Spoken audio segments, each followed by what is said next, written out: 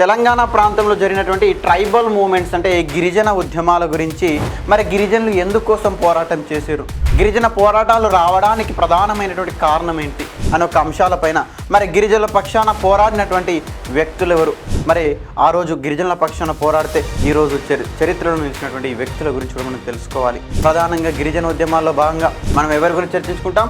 రామ్జీ గోండు, కొమరం భీం, ఇట్లా అనేక మంది వ్యక్తుల గురించి కూడా మనం చర్చించుకుంటూ ఉంటాం.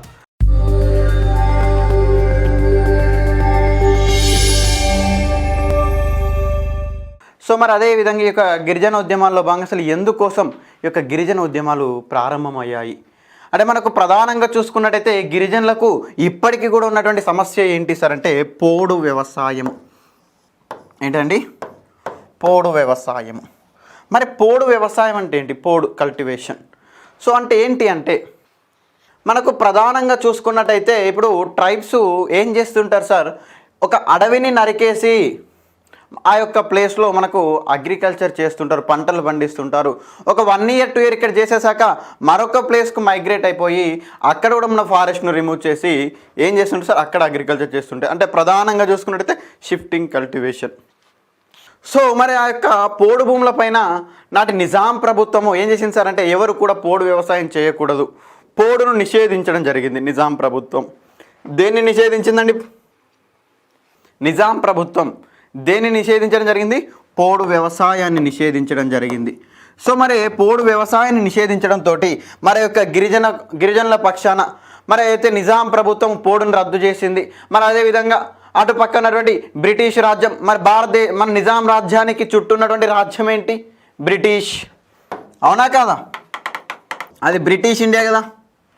సో మరి అక్కడ బ్రిటిష్ ఇండియా, మరి ఆ యొక్క ప్రాంతంలో బ్రిటిష్ ఇండియాలో పోడు అనేది లేదు, పోడును నిషేధించడం జరిగింది.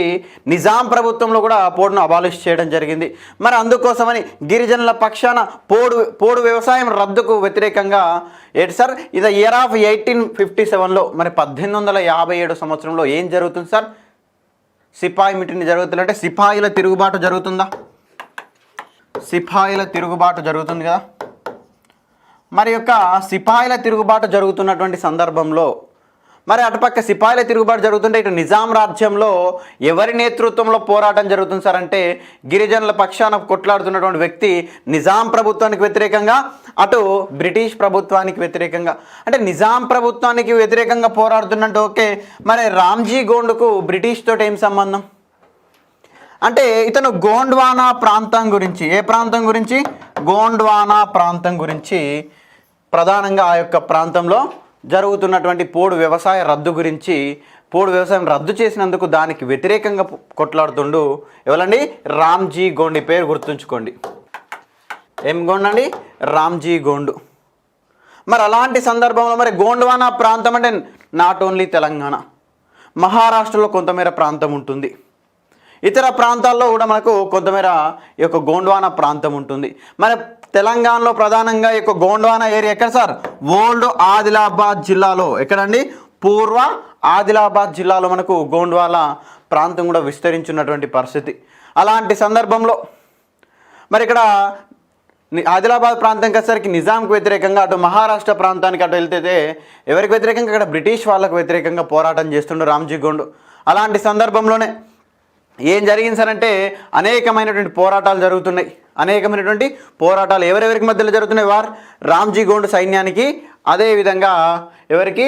బ్రిటిష్ ఇండియాకు, బ్రిటిష్ ప్రభుత్వానికి మధ్యలో అనేకమైన జరుగుతున్నాయి. ఇలాంటి సందర్భంలోనే రామ్జీ గోండు ఎప్పుడండి? 1860 సంవత్సరం, 1860, 1860 సంవత్సరంలో నిర్మల్ ప్రాంతంలో ఎవరెవరికి మధ్యలో వార్ జరుగుతుంది?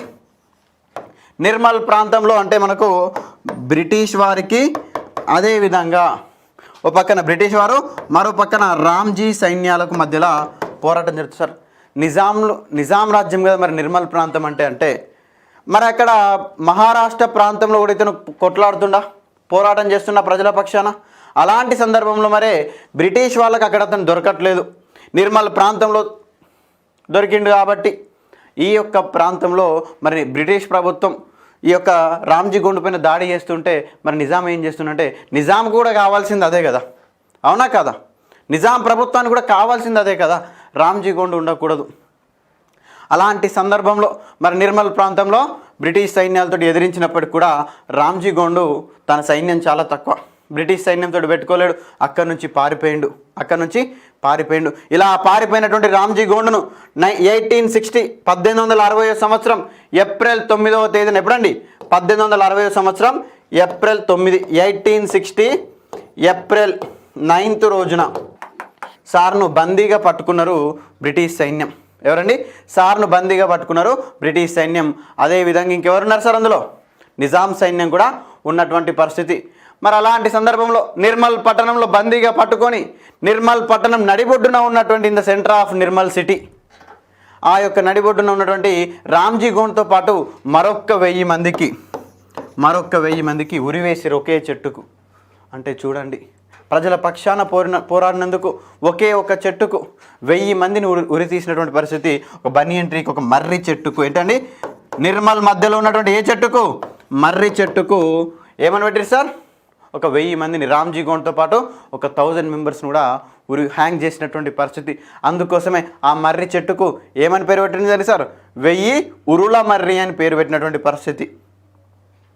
1000 ఉరుల మర్రి అని పేరు పెట్టినటువంటి పరిస్థితి. అంటే మర్రి చెట్టు కాస్త ఊడల మర్రి కాస్త ఉరుల మర్రిగా మారినటువంటి పరిస్థితి. ఎక్కడుంది ఇది? నిర్మల్ ప్రాంతంలో. ప్రీవియస్ ఎగ్జామ్లో అడిగిండు.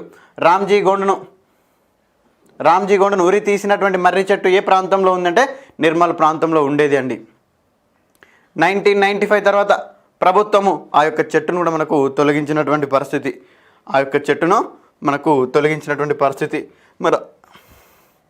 మరి ఆ విధంగానే మనకు రామ్జీ గోండు చనిపోయినటువంటి పరిస్థితి నిర్మల్ పట్టణంలో.